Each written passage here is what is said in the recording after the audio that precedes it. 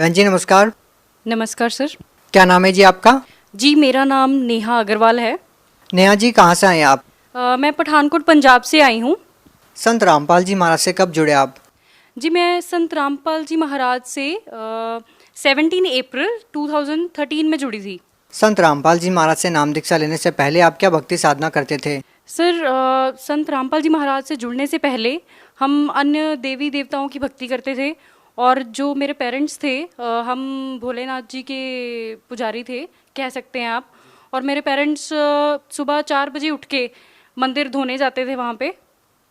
और यही हम सारी देवी देवताओं को पूजते थे, गुरुद्वारा जाते थे और जो भी रिलीजियस प्लेसेस है हम वहाँ सब पे जाते थे। आप इतनी सारी परेशानियों से गुजर रहे थे, आपका परिवार इतने दुखों से घिरा हुआ था, तो फिर आपको संत रामपाल जी महाराज के बारे में कैसे पता चला? जी संत रामपाल जी महाराज के बारे में मेरे फादर गए थे कुरुक्षेत्र, मेला था वहाँ पे। तो वहाँ पे उनको कुछ बच्चे सेवा कर रहे थे ज्ञान गंगा पुस्तक की। तो वहाँ से उनको ज्ञान गंगा पुस्तक मिली थी और घर ले जाके मेरे फादर ने ज्ञान गंगा पुस्तक पढ़ी। और उसमें जो जो लिखा था उन्होंने ग्रंथों से मैच किया कि ये कैसे, मतलब जो भी लिखा है, पहले तो वो बड़े अमेज्ड हुए बातें पढ़ के कि लिखा क्या क्या हुआ है, जो कि हमारे ग्रंथों में लिखा है। गुरु नानक देव जी ने रहस्य बताया है कि वो परमात्मा कौन है जो उनको मिले थे, जो उनको बेई नदी पे मिले थे। और जो भी परमात्मा के बारे में ग्रंथों में वर्णन किया हुआ है वो सारा, तो मेरे फादर ने सारा कुछ मैच किया और उन्होंने नामदान ले लिया। आप भक्ति कर ही रहे थे पहले, तो फिर आपने संत रामपाल जी महाराज से नाम दीक्षा क्यों ली? सर ठीक है, हम भक्ति कर ही रहे थे पहले। और वैसे तो अकॉर्डिंग टू मी मेरा ऐसा कुछ नहीं था कि मैं कभी अपनी लाइफ में गुरु बनाऊंगी। क्योंकि मुझे ऐसा लगता था कि वो भी तो हमारे जैसे इंसान ही होते हैं, वो भी एक नॉर्मल पर्सन ही है, उनमें ऐसा क्या खास है। मुझे ऐसा लगता था कि मेरे फादर जो हैं, क्योंकि सबसे पहले मेरे फादर जुड़े थे संत रामपाल जी महाराज से और उन्होंने नाम दीक्षा ली थी 2008 और 9 में आई गेस। उनको ज्ञान गंगा पुस्तक मिली थी, कुरुक्षेत्र मेले में वो गए थे। तो उस दौरान उन्होंने ज्ञान समझा और उन्होंने नाम दीक्षा ली। बट जब वो घर पे आते थे हमें बताते थे, हमें कुछ नहीं पता लगता था।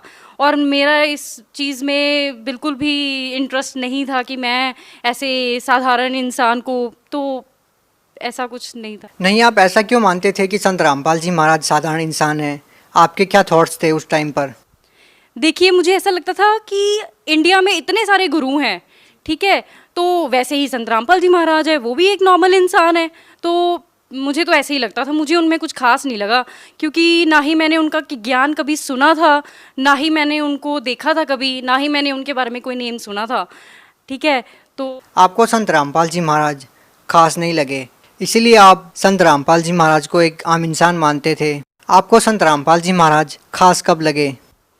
जी मुझे संत रामपाल जी महाराज खास तब लगे, उसमें एक लंबी स्टोरी है। जो कि हमारा घर इतना बर्बाद हो चुका था, हमारा घर इतना बर्बाद हो चुका था कि मैं आपको बता नहीं सकती। हाँ, इट वाज 2008 कि मेरे फादर जो थे उनके कोई फ्रेंड थे, ठीक है, वो आपस में बिजनेस डीलिंग करते थे। तो जिस दौरान क्या होता था कि हमने उनको सैलरी पे रखा हुआ था, मेरे फादर ने उनको सैलरी पे रखा हुआ था कि आप सारा हमारे ऑफिस का देखेंगे। तो ठीक है, वो काफ़ी अच्छा चलता रहा। बट एक मोमेंट ऐसा आया कि उन्होंने मेरे फादर को चीट किया एंड उसी दौरान उन्होंने उन पे ब्लैक मैजिक किया। और उस दौरान क्या हुआ, मेरे फादर थोड़े अंडर डिप्रेशन आ गए और वो घर से चले गए। और ये सिलसिला 6 साल तक चला। ये मतलब हमने इतने दुख देखे इन 6 सालों में, इतने फाइनेंशियल क्राइसिस हमारे ऊपर आए हैं। और जो भी हमारी इन्वेस्टमेंट थी, हमारा टोटल बिजनेस लॉस हो चुका था। और इस दौरान मेरे फादर बहुत ही अंडर डिप्रेशन हो गए थे। और जो भी हमारी इन्वेस्टमेंट्स थी, हमारे पास गोल्ड था, वो भी हमने सेल आउट कर दिया। हमारे पास जो भी गाड़ियाँ वगैरह जो भी था हमारा, हम सब ग्राउंड लेवल पे आ गए थे, हम पूरी तरह से बर्बाद हो गए थे। तो जब संत रामपाल जी महाराज का मैंने नामदान लिया था, तो मैंने नामदान लिया, मेरे फादर ने ही हमें घर पे आके बताया था। पहले तो हम मानते नहीं थे। आप ये बताइए, संत रामपाल जी महाराज से नाम दीक्षा लेने वाले हर श्रद्धालु को कुछ न कुछ लाभ जरूर होते हैं। आपका परिवार जब इतनी सारी परेशानियों से गुजर रहा था, इतनी सारी फाइनेंशियल प्रॉब्लम आपको थी, तो उन परेशानियों से आपको कैसे छुटकारा मिला? सर, जब हमने नामदान लिया और हमें नहीं पता क्या हुआ, क्या क्या था, बस हमने सिर्फ भक्ति की। जो संत रामपाल जी महाराज ने हमें मंत्र दिए, हमने सिर्फ वो सच्चे दिल से वो मंत्र जाप किए और हमारी मुसीबतें डे बाय डे कम होती गई। नेहा जी, क्या करते हैं आप? मैंने बैचलर्स इन साइंस किया है and currently I am preparing for banking and other competitive exams. देखिए, आप एजुकेटेड हैं। क्या आप मानते हैं कि आज के इस आधुनिक युग में, कंप्यूटर के युग में, क्या इस ज़माने में आप विश्वास करेंगे इन बातों पे कि किसी संत के आशीर्वाद देने से या किसी संत की किताब पढ़ने से कोई बीमारी दूर हो सकती है या कोई नशा छोड़ सकता है?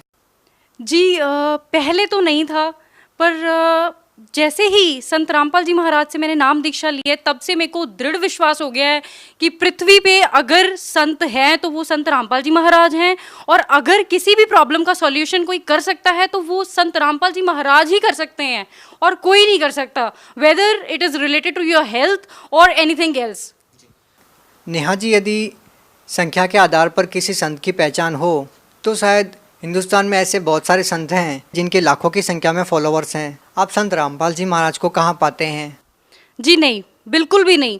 अगर हम कहें कि किसी के फॉलोअर्स बहुत ज़्यादा हैं और वही सही हो सकता है, ऐसा नहीं हो सकता।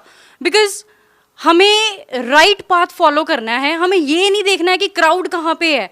ठीक है, we don't have to follow the crowd, we have to follow the right path and which is shown by Sant Rampal जी महाराज। नेहा जी, हम देखते हैं कि बहुत सारे ऐसे संत हैं जो कहते हैं कि पाप कर्म नहीं करते, पाप कर्म तो भोगने से ही समाप्त होते हैं, जबकि संत रामपाल जी महाराज जी अपने सत्संग प्रवचनों में कहते हैं कि पाप कर्म कर सकते हैं। दो संतों की बातों में विरोधाभास क्यों है? सर देखिए, जो संत कहते हैं कि साधना से पाप कर्म नहीं कट सकते, इसका मतलब ये है कि उनके पास सच्ची भक्ति नहीं है, इसलिए उनकी थिंकिंग ऐसी है। क्योंकि हमारे गुरु संत रामपाल जी महाराज ने तो ये कहा है कि सच्ची साधना से पाप कर्म कट सकते हैं। किस आधार पर संत रामपाल जी महाराज कह रहे हैं कि भक्ति करने से पाप कर्म कट जाते हैं? सर, संत रामपाल जी महाराज ने वेद और शास्त्र खोल खोल के दिखा रहे हैं वो सबको। गीता, कुरान, बाइबल, गुरु ग्रंथ साहिब सब में प्रमाण दे रहे हैं कि वो परमात्मा कौन है जिसने 6 दिन में सृष्टि रची और 7वें दिन जाके तख्त पे जा विराजे। मेरा प्रश्न इन धर्मगुरुओं से ये है, नकली धर्मगुरुओं से ये है, कि वो कहते थे कि आपके पाप कर्म है, ये जो आपको दुख है, ये आपके पाप कर्म है जो आपने किए हैं, ये तो कभी कट ही नहीं सकते। तो अब संत रामपाल जी महाराज से जब से मैंने नाम दीक्षा ली है, तब कैसे कट गए? बताइए मुझे, कैसे कट गए? मेरा मानना ये है कि अगर हम शास्त्र अनुसार भक्ति करेंगे तो हमारे सारे पाप कर्म कट सकते हैं। आप भगत समाज को क्या संदेश देना चाहते हैं? जी, मैं भगत समाज को यही संदेश देना चाहती हूँ कि आप संत रामपाल जी महाराज के ज्ञान को समझें, उनको एक बार सुनिए ज़रूर, उनका सत्संग ज़रूर सुनिए। अगर आप नेगेटिव वे से भी देखना चाहते तो देखिए ज़रूर, वेदर इट्स पॉजिटिव और नेगेटिव, वो आपका अपना डिसीजन होगा कि आपको वो सही लगते हैं, वो गलत लगते हैं। आप देखो तो सही एक बार कि वो कह क्या रहे हैं, what he is trying to convey the message. अच्छा, हम आपसे ये जानना चाहते हैं कि संत रामपाल जी महाराज से नाम दीक्षा लेने से आपको क्या क्या लाभ मिले, क्या क्या अनुभव हुए? जी, सबसे बड़ा लाभ संत रामपाल जी महाराज से नाम दीक्षा लेने के बाद तो हमारा ये था कि हमारा घर जो नरक बन गया था वो पूरी तरह से संत रामपाल जी महाराज ने स्वर्ग बना दिया है। आज की डेट में हमारे घर में पूरी शांति है, हर तरीके के लाभ परमात्मा ने हमें दिए हैं, वेदर इट इज़ इकोनॉमिकली और हेल्थ इश्यूज़ हो, कोई भी हो। जो मेरे ब्रदर थे वो काफ़ी ड्रिंक वगैरह करते थे और नशा भी करते थे थोड़ा बहुत, और वो भी परमात्मा की दया से उन्होंने छोड़ दिया है। जो श्रद्धालु संत रामपाल जी महाराज से नाम दीक्षा लेना चाहते हैं वो उनसे नाम दीक्षा कैसे ले सकते हैं? जी, जैसे कि साधना चैनल पे जो सत्संग आ रहा है, इसके नीचे एक पीली पट्टी आ रही है, इसके ऊपर फ़ोन नंबर्स दिए गए हैं एंड आप ज्ञान गंगा बुक ऑर्डर कर सकते हो और जीने की राह ऑर्डर कर सकते हो। आप पहले उस पुस्तक को पढ़िए, ज्ञान